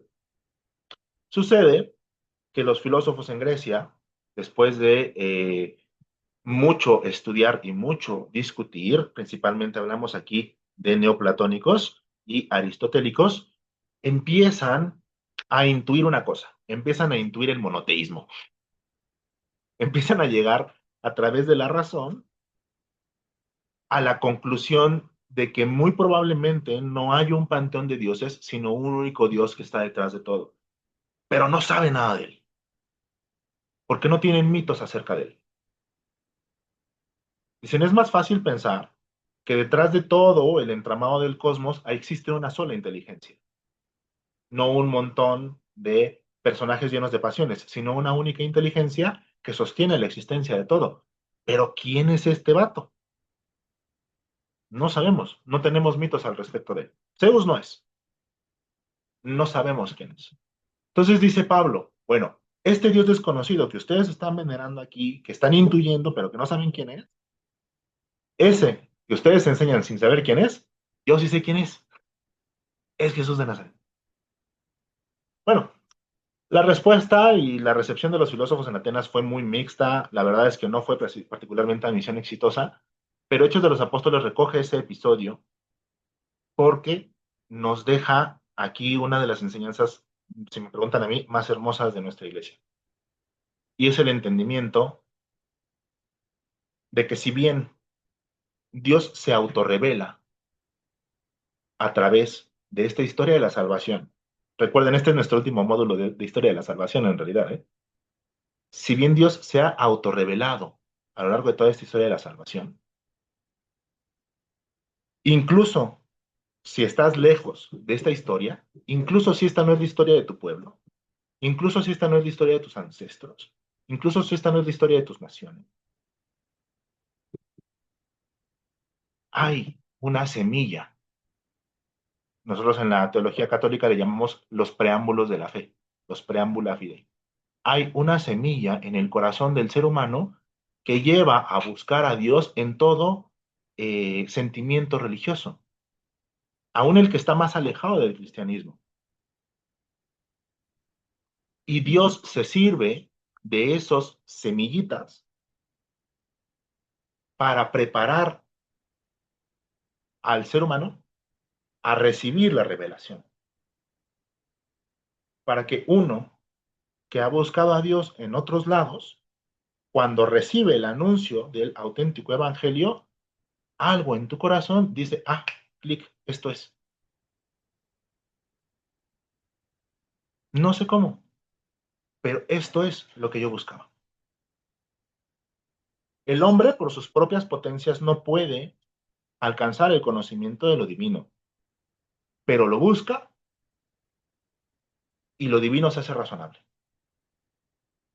Hay ciertas verdades que nosotros podemos alcanzar con la pura razón a entender. Así como estos filósofos del siglo I llegaron con la pura razón a entender que había un Dios y que tenía que ser uno y que tenía que ser inteligente, o sea, tenía que tener una razón,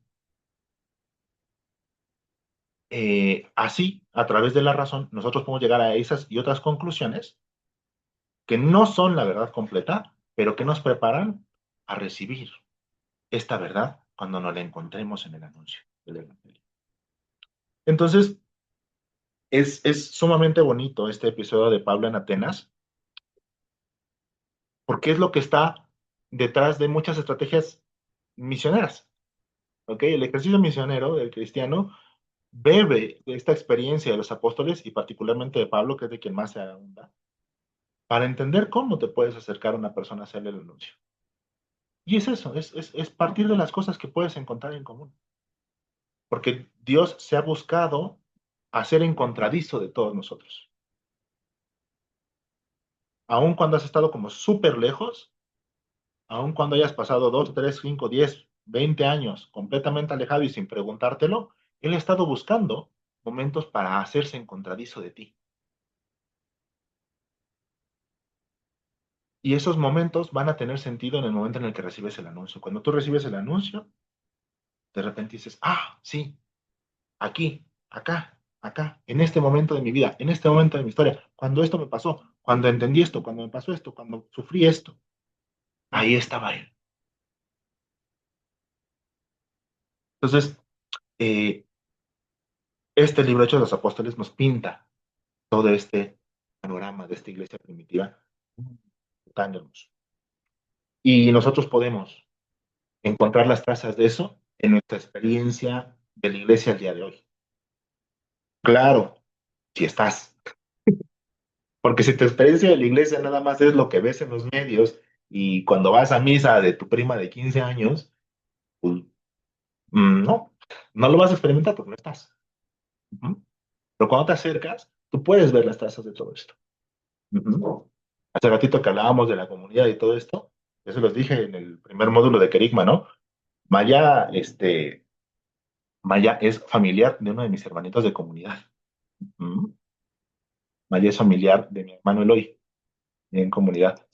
Y, y yo estoy segurísimo, me queda clarísimo, que Eloy le ha compartido a Maya lo diferente que es la vida de la comunidad. Lo misteriosamente hermoso que se vuelve este grupo de personas completamente variopinto, completamente aleatorio, casi casi, que estamos unidos por una única cosa, que es haber tenido este encuentro con Jesús. Este grupo de personas que hace 5 años no conocías, con las cuales no compartes nada de historia, pero que ahorita son una familia nueva para ti. Entonces, si tú te involucras, puedes encontrar esto. Si tú te acercas, si tú le echas ganas en aprender, en formarte, en entender un poco más de tu fe, en tomar este curso, yo los veo a todos los que son aquí como comprometidos y firmes, aquí están. Y yo espero verdaderamente que todas estas cosas que hemos estado aprendiendo, nos faltan nada más un par de módulos más. Pero verdaderamente yo creo que, que si lo han dejado, ha tocado partes, les ha dado un poquito de lucecita en sus vidas respecto a entender, ahí ha estado Dios, esto lo veo diferente, esto ya me cambió el chip, ¿no? Y si te das chance, puede hacer mucho más, ¿no? Entonces, pues bueno, esto es básicamente a grandes rasgos la historia de la primera comunidad cristiana. Así otra vez, como todos los módulos de historia de la salvación, ha sido súper express, muy denso, muchas cosas, pero esto es a grandes rasgos lo que pasa, ¿no? Lo que estuvo pasando y cómo esto se ha extendido a lo largo de la historia a nuestra experiencia de la iglesia al día de hoy, ¿vale? Aquí me paro y les digo, ¿todo bien? ¿Alguna duda? ¿Alguna inquietud? ¿Alguna algo? ¿Resonancia? ¿Eco? ¿Inconformidad? Dudas, todas las dudas. O ya, sí, ya estamos todos bien, bien clarísimos de qué pasó con la iglesia en Pentecostés y todo lo demás. ¿A poco sí? Sí, sí, está bien extenso. Ay, Está ¿quién súper, habló? Porque se escucha clarito. y el tema está súper extenso. Sí, sí, sí, sí. Todos los de historia de la salvación son bien extensos, pero querían hacerlo en 3 meses, ¿no? Esto podría ser curso de años, ¿eh? O sea, de años. Pero sí, pues buscamos.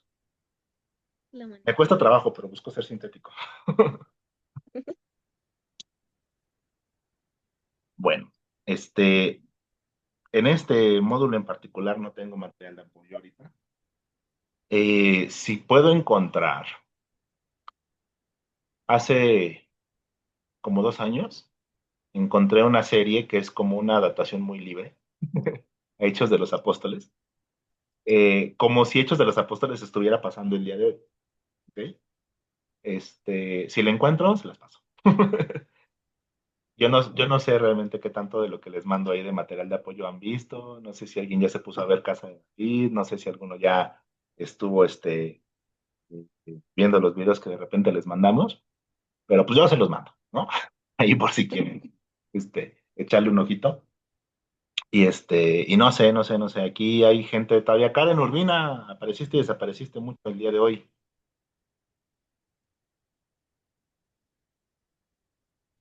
Dice y sigo. ¿Cómo se quedan? Ya nada más uno para que ya nos vayamos, porque ya es tarde. Daisy, ¿cómo te quedas con este tema? Yo, Sí, pues, en realidad muy ay, se me fue la palabra. O sea, siento que es cuestión de, yo diría que hasta semanas, meses como para comprenderlo, porque de verdad que sí está súper extenso, es sumamente interesante, hay mucho que aprender. Sin embargo, todavía sigo como que asimilando todo lo que nos dice. ok. Es complicado en realidad. Sí, sí, sí, no está tan sencillo. Luis Vega, ¿cómo te quedas?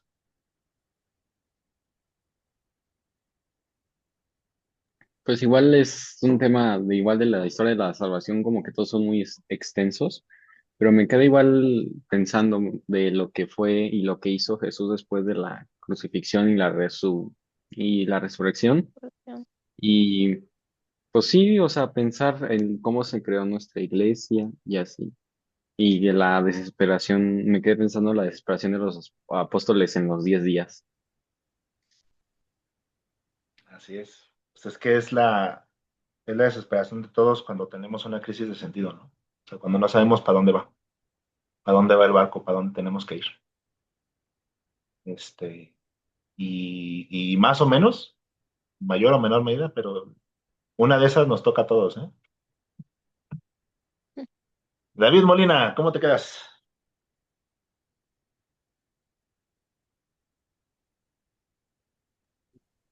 Em, pues yo creo que igual son temas que en general de todo lo que hemos visto son temas muy, muy extensos y largos, donde pues sí tienes que, creo que son historias de nunca acabar. Y bueno, pues ahora sí que se me hizo igual interesante, ¿no? De cómo Jesús se les apareció a los apóstoles, ¿no? En el cual ellos pues sí como que se quedaron como diciendo de qué onda, ¿no? En shock, al verlo de nueva cuenta. Correcto. Gracias, David. Pues yo con que se queden intrigados me doy por bien servido, ¿no? Como decía Daisy. O sea, con que digan, esto está interesante, vamos a rascarle. Ojalá le Ojalá. rasquen. Ya les dije muchas veces, le quieren rascar, rásquenle a Hechos de los Apóstoles. Está larguito, pero no tan largo como otros y está muy... Hola chicas, buenas noches. Yo soy, Rolando por acá. ando por acá de oyente. Estoy calificando las exposiciones de todos todos los facilitadores. Pero no es cierto. Me gusta escuchar, me gusta seguir aprendiendo y sobre todo que pues luego ustedes participan muy poco, pero la participación es lo que nos da mayor riqueza, es lo que nos da mayor aprendizaje. Eh, Entre paréntesis, yo fui docente por 26 años a nivel de preparatoria y yo siempre, día con día, luego me decían los chicos, mis alumnos, ay, Miss, hoy aprendimos tal cosa, ay, está difícil, o ay, no, o está fácil, o ay, qué padre, ¿no? Pero yo algo siempre sostuve, que yo aprendía más de ellos que ellos de mí. Entonces, siempre que ustedes tengan la oportunidad de comentar, de expresar lo que sintieron, cómo se sintieron, eh, eh, algún mar de confusión que tengan, siempre que sean capaces de expresarlo, ustedes están enriqueciendo. Nos enriquecen a nosotros y se enriquecen a sí mismos. Y yo, por ejemplo, los invitaría, ustedes dicen que los temas están muy largos, están muy densos, que pues está medio difícil, o sea, sí, todo eso es bien válido. Yo les invito a que no se desanimen, porque si la historia de la salvación empieza desde la creación, desde la misma creación, tenemos la historia de la salvación, no se preocupen, no se preocupen, la historia de la salvación sigue en nuestros días y sigue hasta el final de nuestros días. O sea, la historia de la salvación no va a ser historia de aquí para atrás, no, es una historia que va a terminar el día del fin de nuestros días. Así que, pues todavía seguimos en la historia de la salvación, todavía seguimos en la historia de la salvación. Y a mí algo que me sirve mucho, se los quiero, pues, recomendar, aconsejar.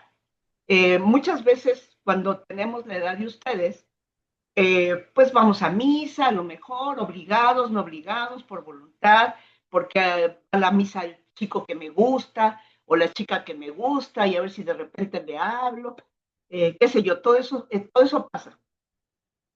Pero yo los invito a que cada vez que ustedes vayan a misa o por internet escuchen un evangelio o alguien haga una cita de un evangelio, quiero que piensen, quiero que lo escuchen muy bien, los invito a que lo escuchen muy bien, porque todo eso que ustedes puedan escuchar en la misa, las lecturas, los evangelios, en el internet, como sea, cada vez que ustedes escuchen eso, les va a hacer clic aquí todos los temas que se vieron ahorita, todos los temas que ustedes han visto ahorita.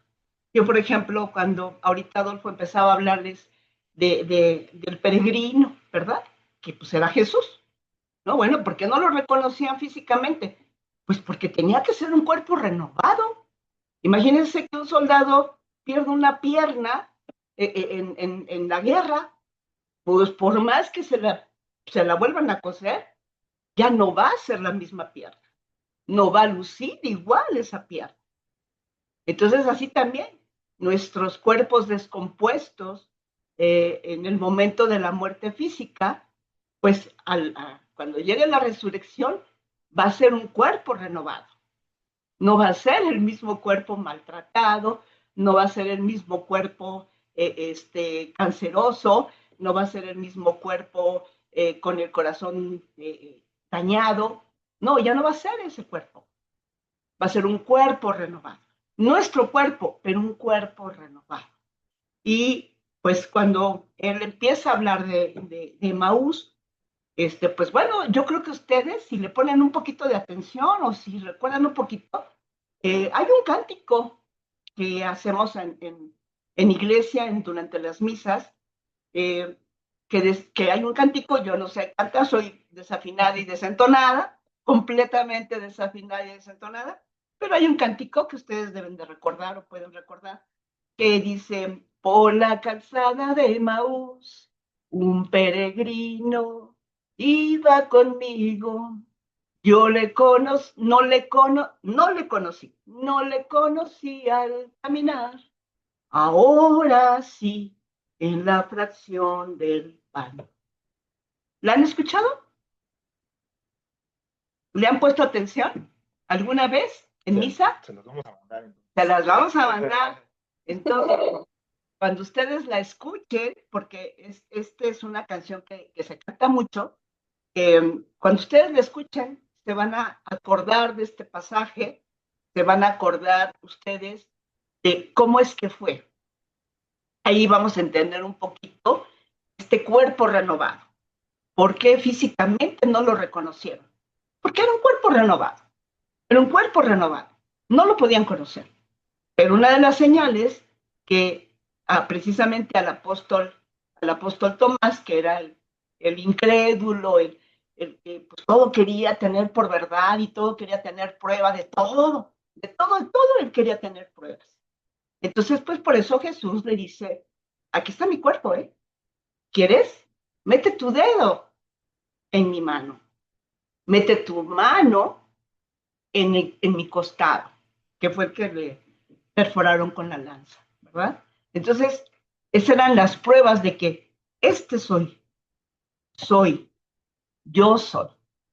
Entonces, cada vez que ustedes, por favor, pongan atención cuando vayan a misa, pongan atención a lo que escuchan y van a ver que todo lo que ustedes escuchen, ya sea de lecturas, ya sea del propio Evangelio, todo les va a hacer clic con lo que vieron en los temas. Porque la historia de la salvación, pues no ha terminado. Sigue siendo nuestra historia de nuestra salvación. ¿Vale, chicos? Perdón por la interrupción, pero pues es la única vez que estoy yo ahí con ustedes de oyente. ¿Sí? Y sí los invito, sí los conmino a que hablen. Nunca, nunca lo que ustedes digan va a ser una tontería, nunca va a estar por demás, nunca va a ser insignificativo, nunca va a ser poco valioso. Cualquier cosa que ustedes comenten, que salga de su corazón, que salga de su pensamiento, siempre va a ser muy valioso, ¿vale? Y se los digo por experiencia. Mis alumnos, pues siempre decían, ay, Miss, es que no sé, sí sabes, sí sabes. Y lo que tú nos digas es valioso. Y lo que tú me digas es muy valioso para mí. Así también para nosotros. Y ya se nos durmió David. Miren, ya se lo está durmiendo. Ya nos vamos, David, para que te duermas ya tranquilo. Chicos, gusto en saludarles. Venga, pues ya nada más para despedirnos, Maya. Final. No hay plazo que no se cumpla. Voy. Este es el programa en persona, ¿no? ¿Sí? Bueno,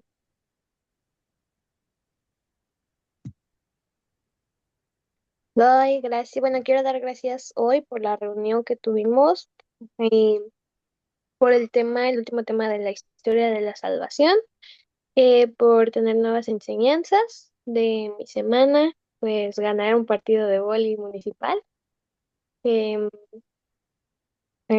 entrenar en Tocho otra vez y volver pues a subir mis calificaciones de nuevo.